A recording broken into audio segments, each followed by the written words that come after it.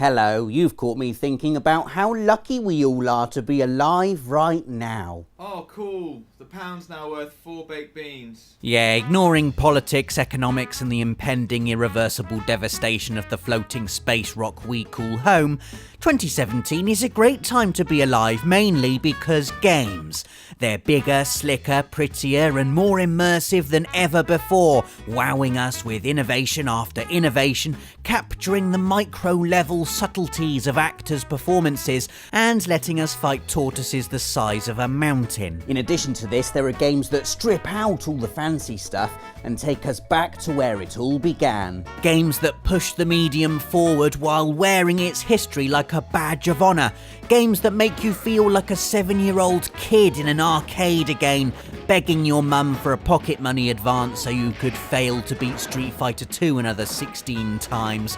Games that take you back to long, dark nights huddled under your duvet playing first-person shooters you weren't really allowed to. A pillow shoved under the door to stop the fuzzy glow of your old portable TV leaking down the corridor into your parents' bedroom. Games that prove old school is still the best school. Here are 7 of those games. First up is Resident Evil 7 Biohazard, a game that confidently straddles the divide between modernism and old school like a man standing like this wearing a PSVR headset. Cool. Resi 7 freshens things up with a first-person perspective, a first for the series, and by shifting the focus away from an identikit mass of undead cannon fodder and onto heart-poundingly tense one-on-one encounters with the horrifying Baker family. This first-person less is more approach to survival horror worked brilliantly for the likes of Outlast and even the PT demo. And yet, Resi 7 has somehow moulded this fresh approach into an experience that feels more like Resident Evil than any Resident Evil since the PS1 days.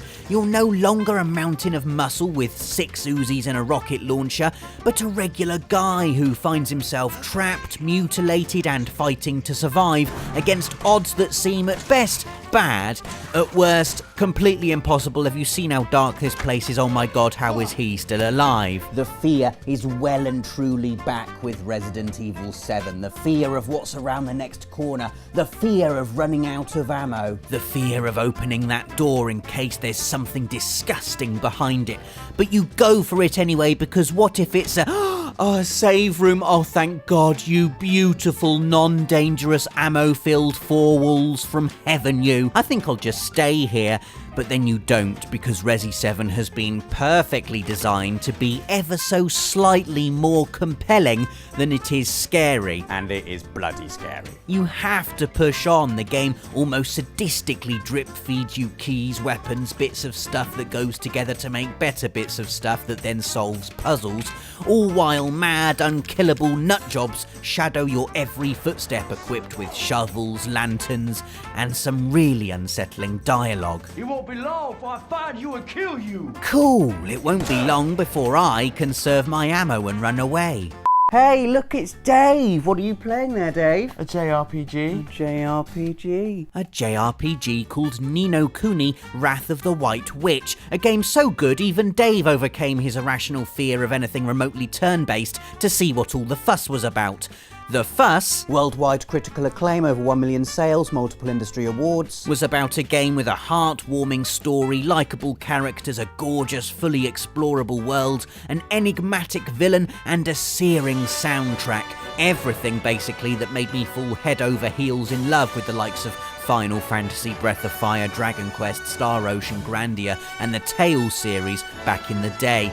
Because my favourite thing about Ni no Kuni wasn't its animation or its soundtrack or its battle system, it was the feeling I got when I played it. That feeling of being totally lost in a fantastical world to the point where you forget to worry about whether or not it's turn-based or real-time, but are instead engrossed in the journey of your characters, both physical and emotional. Plus you get to level up and evolve monsters and feeds their stats with chocolate and ice cream. Oh, I love JRPG status screens. Ni no Kuni was proof that a JRPG doesn't need to be AAA Snazzy McReal-time Snazzy Pants to be good. If you get the basics right, the old ways are still the best ways. Now, I admit we're cheating a bit with our third entry because it's not even out yet, but we've seen and played enough of Yooka-Laylee to know it's bringing back the colourful fun of your favourite 90s platformers. It reminds us loads of the spirit of games like Spyro, Gex, and that one the Yooka-Laylee team made before that was on that other thing. And that's good. If there's one thing last year's Ratchet & Clank PS4 reboot taught us, it's that we're still suckers for double jumping around cartoon environments, collecting stuff and watching cutscenes shinier than Pixar's awards cabinet. But you know what I really love about Yooka-Laylee?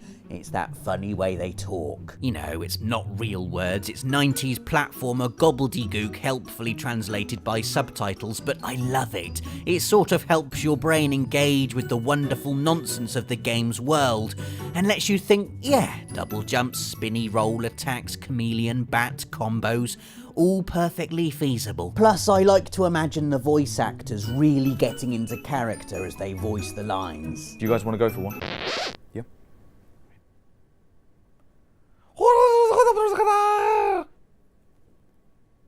A bit less frantic. Yep. If you think back to the very first video game you ever played, I reckon there's a good chance, if you're as old as me, that it was down the arcade.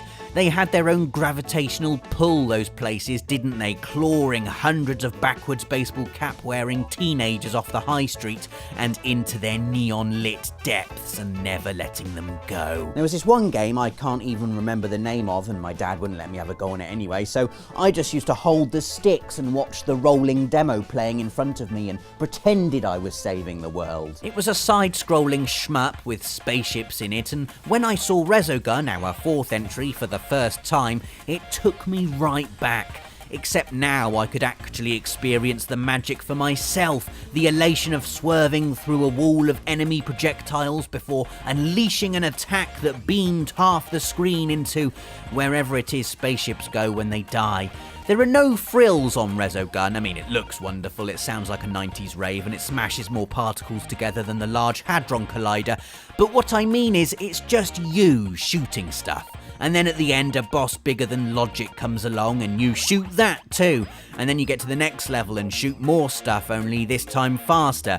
And then you shoot more. It's just pure. It's gaming boiled down to its very essence, which is you moving about making other stuff disappear while holding down a button. It's wonderful and I love it. Thanks for reminding me of simpler times, Resogun.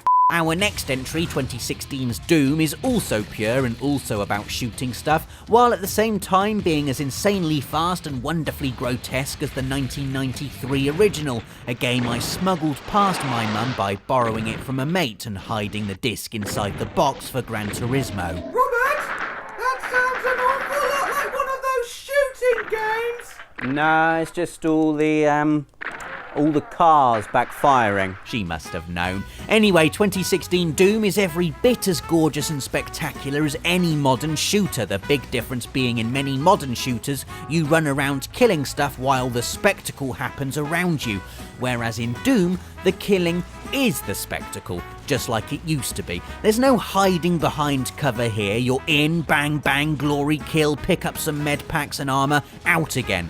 Because if you're not, you're in, hesitant, bang bang, dead. And you're not just any dead either. You're having your arms ripped off and then getting beaten to death with them dead, which is one of the worst types of dead you can be. You have to keep moving, you have to be accurate, you have to die and get better and learn, repeat, repeat, repeat, until bang, you get it and move on.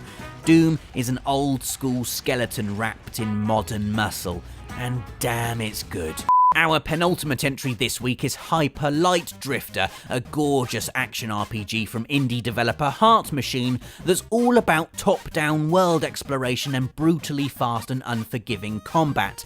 The retro RPG influence is clear, and not just in the pixel art style, which is incredible, by the way, but in the design and structure of the world itself. It's packed with secrets and is begging to be probed and explored. It wants you to spend your time fun with it, to poke around the edges and admire its beauty, and then dash about everywhere hacking enemies to pieces really, really quickly. The director, Alex Preston, has confirmed the game is inspired by the likes of old school Zelda and Diablo, and that really shows. It feels like you're playing a proper old school action RPG. It looks like you're playing a proper old school action RPG. It is a proper old school action RPG, and it's also brilliant. Final entry this week, and we're off to the 80s with Hotline Miami, the ultimate in supercharged, gaudy retro brilliance. This game nails that feeling of being down the arcade with your mates on a Saturday afternoon and taking it in turns to have just one more go on that super hard level. Except in Hotline Miami, all the levels are super hard until you get towards the end, when they're just stupid hard. I remember when it first arrived in the Access office and it did the round about 5 times as each person confidently proclaimed, "Yep, I'm definitely going to do it this time, guys. Definitely this time." Yeah, dead. Dead, dead, dead, and oh look, dead. Hotline Miami's one-hit kill policy perfectly evokes the unforgiving nature of those old-school arcade shoot-'em-ups. Skill has surprisingly little to do with it. It's more like learning a route and honing your thumb muscles to the point where they twitch with virtual lethality, ready to dispense death through instinct before the electrical signal from your brain telling them to press the goddamn shoot button has even arrived. Get good at Hotline Miami and you feel like the arcade hero, you know, the kid who shows up after you've had 27 goes and is all like, let me show you how to do it, and he does it first time and you're all like, whoa, I'm so glad I spent my 50p to watch you do that. I was never that kid, but Hotline Miami made me feel like I was. About 2% of the time. And there we go, 7 games that prove old school is the best school. If you can think of any other examples, please share them in the comments. Give us a like if you've ever played a game your mum has told you not to, and please do subscribe if you haven't yet for more of these videos every Friday. Thanks for watching.